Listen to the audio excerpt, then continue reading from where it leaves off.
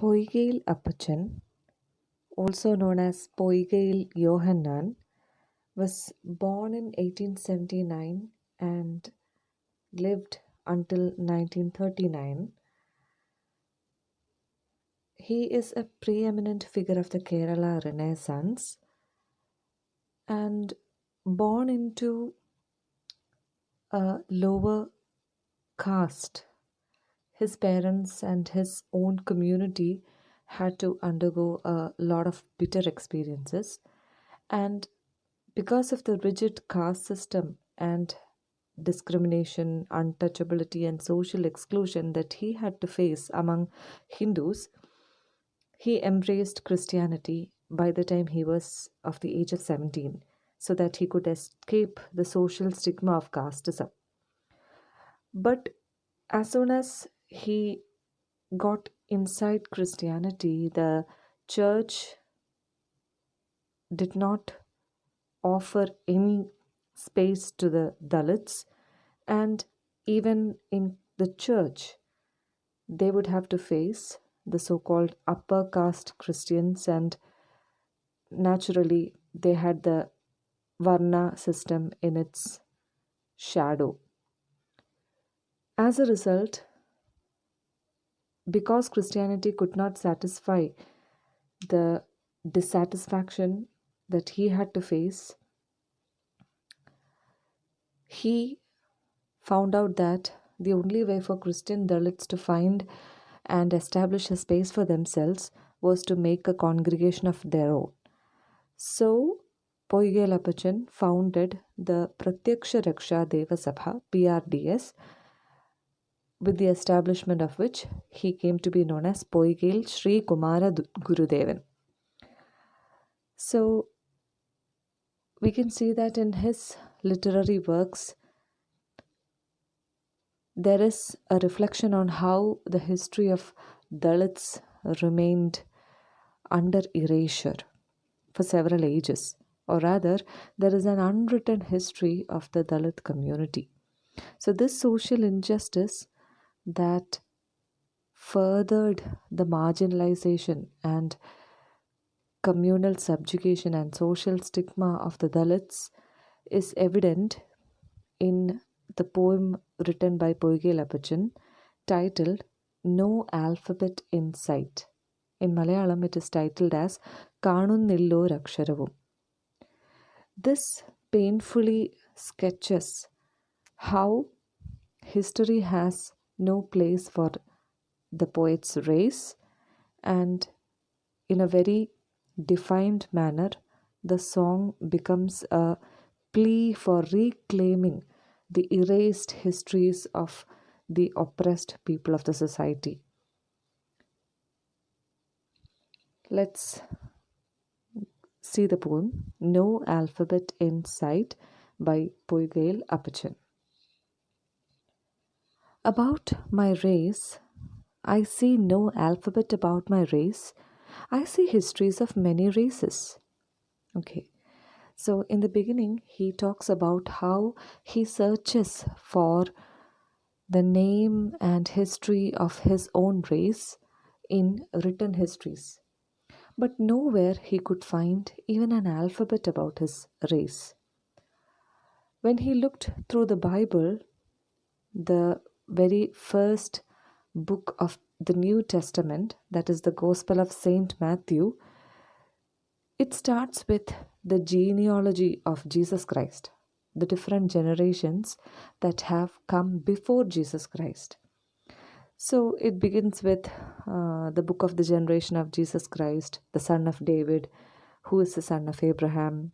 Abraham begot Isaac, and Isaac begot Jacob, and Jacob begot Judas, and Judas begot so and so and so. But until Christ and even afterwards, there is nowhere my race being mentioned. Where is my race? Where is the history and story of my race?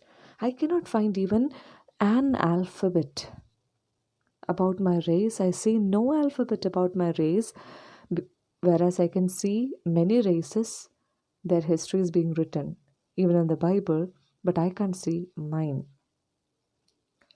The world's histories think each one as two races. I see no alphabet about my race.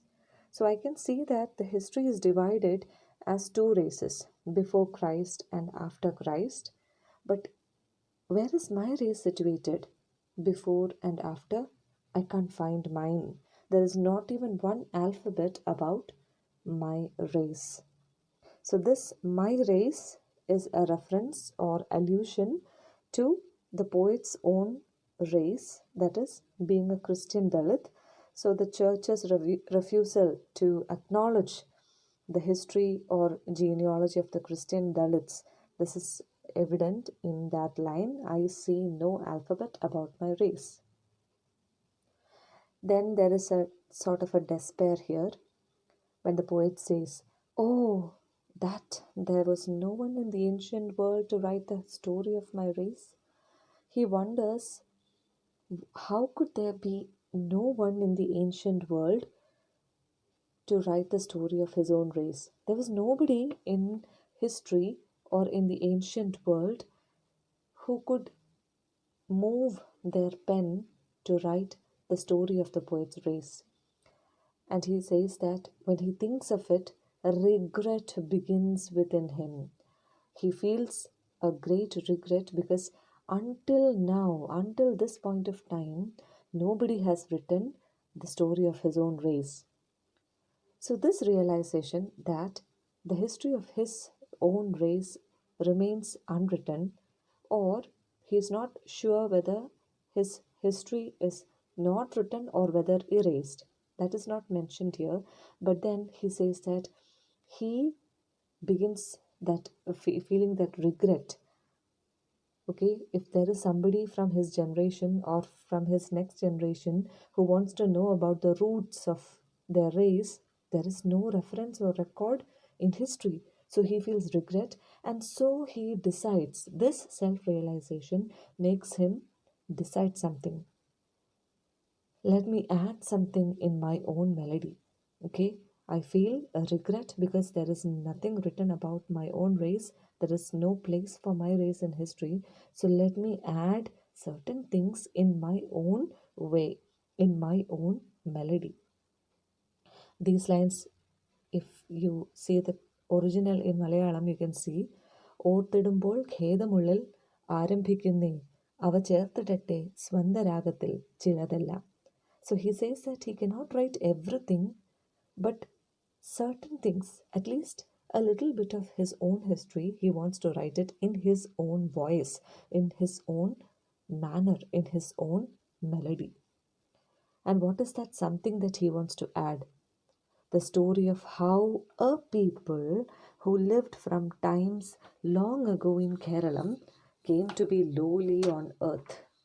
So, this is what he wants to add.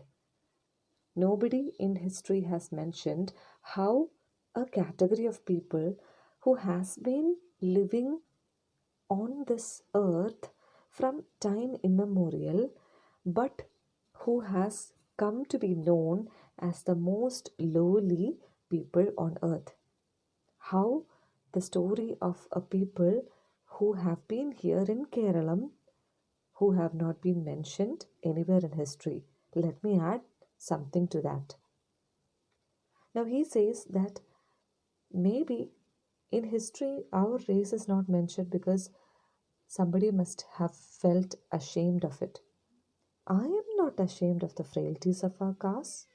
We are offsprings, forever damned to blabber this and that on earth. Okay, so he says that I accept the vulnerabilities and frailties, the weaknesses of our own lowly castes, because we have been the children, the offsprings of previous generations who were all the time damned to blabber this and that meaningless words. Our words and our feelings and our emotions were never considered to be worthy, meaningful, important to be added in history.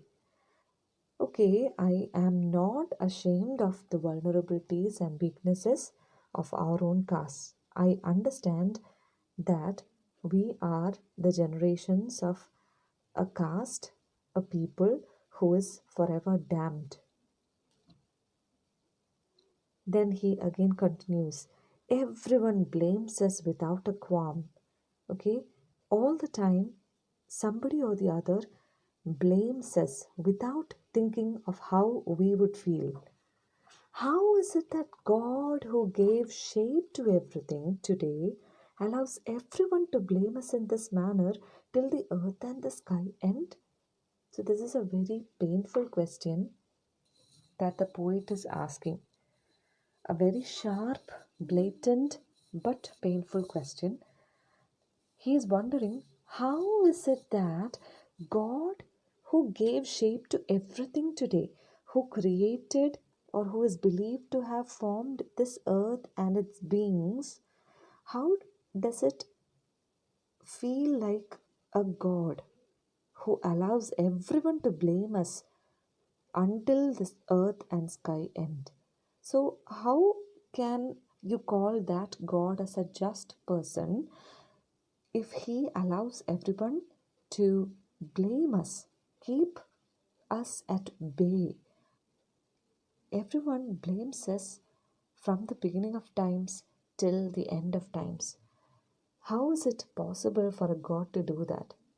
So probably this with this question the poem ends, but probably the poet wants to assert that this is it. I don't want to believe in a God who unjustly created people, that certain people can blame certain other people all the time. This inequality and discrimination and stigmatization has made him come to take a decision that such a God is not necessary or such a God cannot be accepted. So, with this poignant question and that defined tone of rejecting the concept of such a God who is believed to have created the universe, who has also created, ironically, people who always blame them until the earth and the sky ends. So this is a declaration of the denunciation of his own faith and belief in Christianity. So the poem ends with an allusion to the second coming of Christ. There is an apocalyptic tone to the ending of the poem, where the poet mentions about how the earth and the sky ends, and until Christ comes to judge people for the second coming, until then we will keep we will be kept blaming by others. And so he does not want to believe in such a God. And that is what we see in this defined tone. So, in short, this very short poem talks about the crucial issue of how the history of the Dalit community remains unwritten and erased, and how he, being a part of that community, wants to make his own presence, because nobody has attempted to write anything about their history until now. So he wants to make a presence, at least now, to raise a voice and to make a little addition to the present history, to add something to the subdued history of the oppressed people of his own race. Thank you.